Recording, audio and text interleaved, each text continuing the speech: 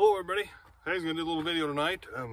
Got a project going. It's I got an elk hunt that starts in about 3 weeks. So I want to do some practicing with the guns I'm going to take.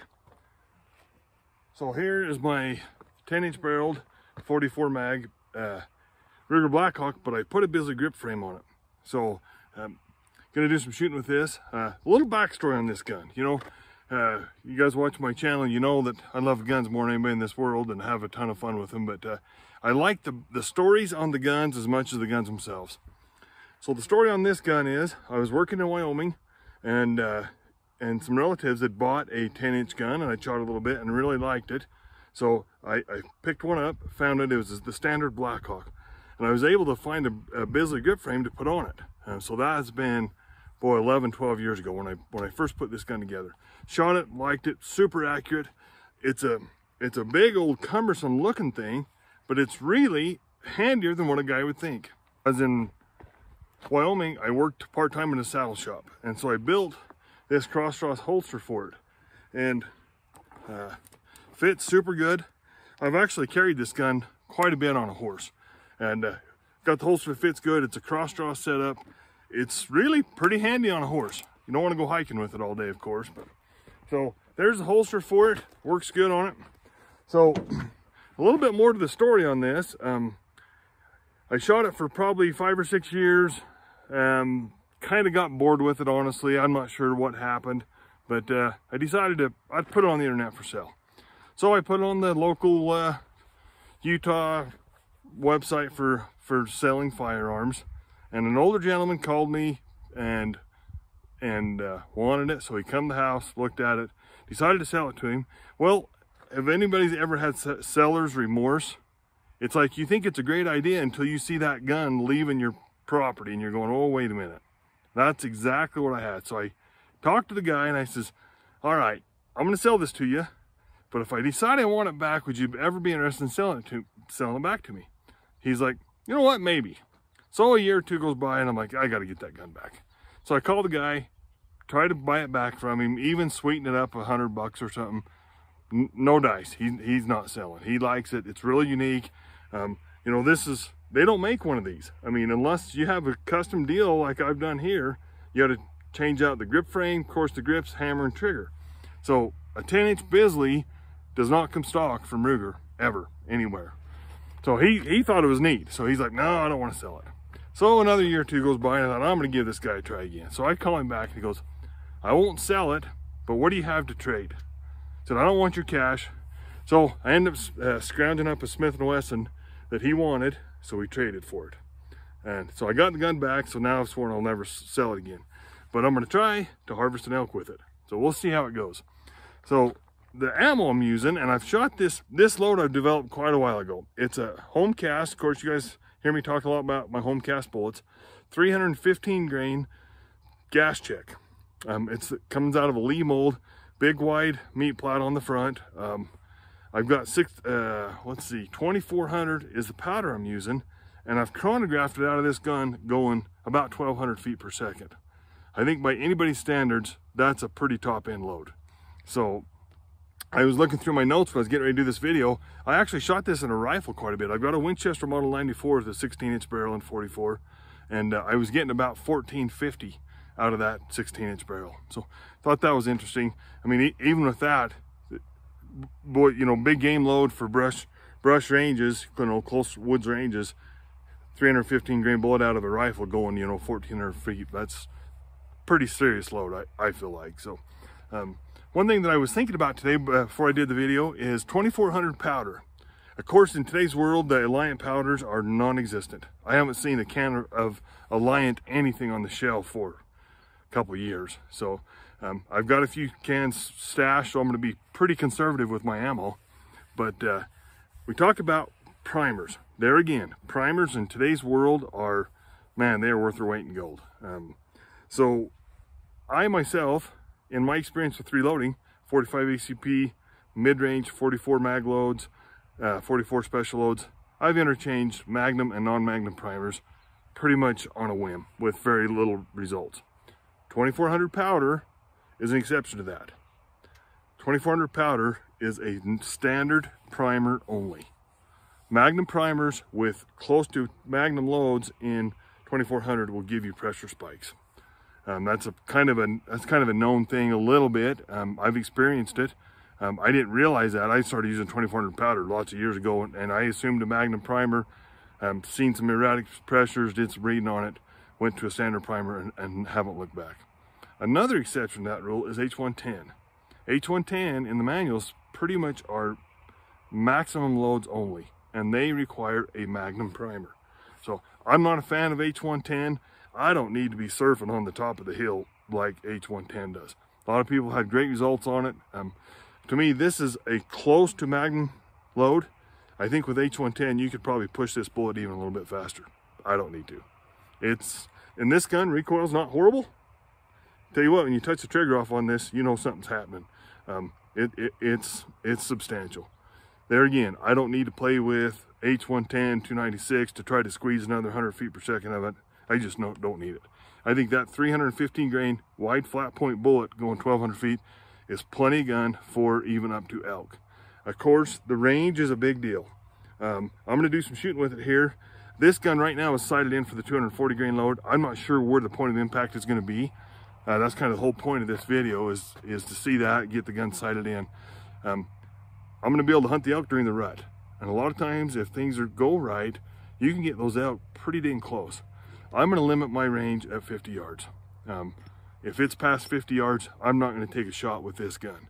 I mean, I'll probably shoot some 100-yard groups with it, just monkeying around, but I know that I'm just not that good of a shot in the field. You know, on the bench, if you guys seen my other 44 load, or my other 44 video, I shot some okay groups. I had 6 shots under 6 inches at 100. That's off a bench. I know that in the field, I am just not that handy. I mean, I got to have a pretty good rest. So, you know, I might be reaching a little bit. This might be a far stretch to think I'm going to harvest an elk with an open-sighted handgun. But, you know, what the heck? I'm going to pack it. Like I said, I got that holster. It's not too cumbersome to pack. My main gun is going to be my 1886 4570, and I'm going to be doing a ton of videos on that in the next few days. I've got to get that thing out and get practicing with it. The area that we hunt is real thick. It's pines, lots of deadfall. I've killed 2 elk in this same area that we're hunting. Both elk was under 100 yards. So I thought, well, I'm going to pack the 44. If I can get one bugling and they're coming in, sometimes they come in real strong and come in real close. Shoot, what a good time that'd be with this. If I get one that's, you know, a nice mature bull out there 100 to 150 yards, I think the 4570 is shooting a 315 grain bullet going 1800 feet. Be plenty of gun for that, but limited range.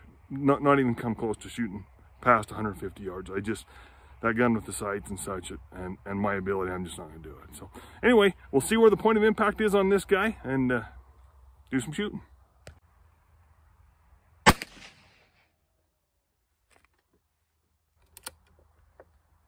Yeah, you know you got something when you touch that baby off.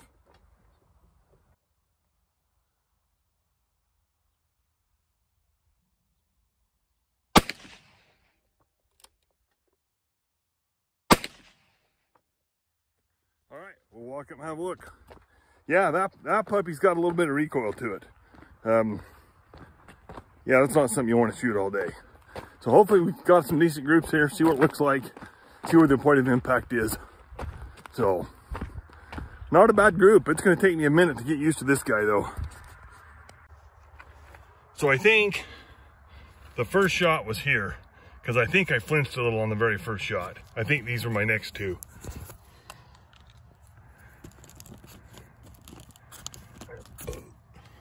So point of impact is about right. If I can get this guy to group right in there, I'd say that's perfect. All right, so this is why I'm practicing. You know, I think subconsciously I know that I'm going to be touching off a small rocket there in my hand, and I'm sure I flinched a little on that first shot.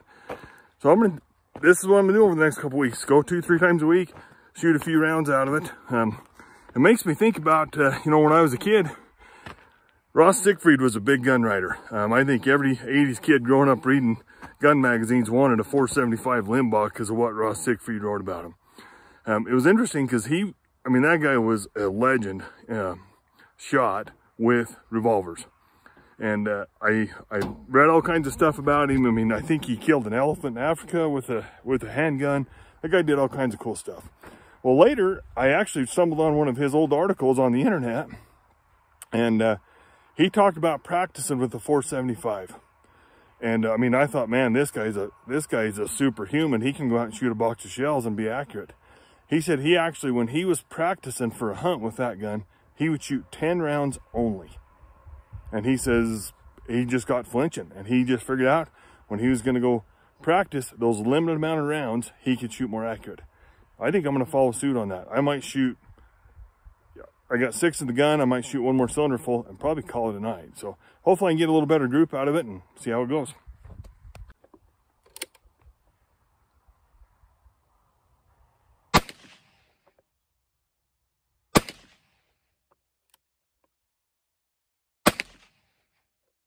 Wow, that recoil is pretty stout. It's going to take me a time or two to get used to that. I think if a guy shoots that on a regular basis, he probably shoot it pretty accurate. But holy smokes, I'm used to them little sissy loads of going 900 feet or such, and holy cow. So looks like we got a decent group though. Show you guys what I got. Not a bad group. So here's 1, 2, 3. That's, I don't know, 1.5 group or so. You guys see my pin there. Yeah, that's not a bad group. I think I can tighten that up with some practice. You know, I got 4 shots, 4 out of 6 under an inch right there. So, you know, that's not bad. I think with some practice I can do a little bit better. Isn't it kind of funny how you have 2 and then 1 here, 2 and then 1 here? Anyway, not terrible. I think with some practice I can live with that. So if I could keep all of them up in this kind of a range, I'd be doing something. But for today, I think we're going to call that okay. I don't think I need to adjust the sights anywhere. If this is the group, you know, I'm holding like what I'd call a 6 o'clock sight picture. I think for hunting, that's where I want it. All right, guys, I went and grabbed the tape measure. I was just curious on the group size on that. Okay, so I'm going to call these the 2 furthest apart, other than the 1. So that's staying close. Hope you guys see that. That's staying close to a 2-inch group. So the last 3 was under 2 inches. And then those 4 was about 1.5 inches. So anyway, I'm gonna call that a 5 out of 6 at 2 inches. All right, guys, so those 6 shots, I'm gonna call that first one a flyer. But even with that one, that was 3 inches. So in theory, at 50 yards, that'd be a 6-inch group. I mean, an elk's vitals, I don't know how big it is. It's a whole lot bigger than 6 inches. So, I mean, I think I'm kind of on the right track. I think that I probably should just practice some more. That baby's got a wallop, and I think with a little bit of practice, I can kind of get used to it, get those groups to tighten up. And I'll shoot some 6-inch groups, or excuse me, I'll shoot some 50-yard groups here. Just knowing that's my range limit. Elk are so big. I mean, I'm not what I would call an experienced elk hunter. I've killed 2 in my lifetime. My son's killed 1, but you know, I know some folks that are experienced elk hunters, and it's incredible the amount of lead them babies can soak up. So I'm not going to risk it if it's not a clean, ethical shot at a close range. I'm not going to take it with this handgun. Nothing worse be wounding an animal and have them get away. So we'll just keep playing with it. I hope this doesn't bore you guys too much, because I got, you know, another 2 or 3 weeks, and I'm just going to come out and just show you guys my progress with the practice. So anyway, thanks for watching. Please subscribe.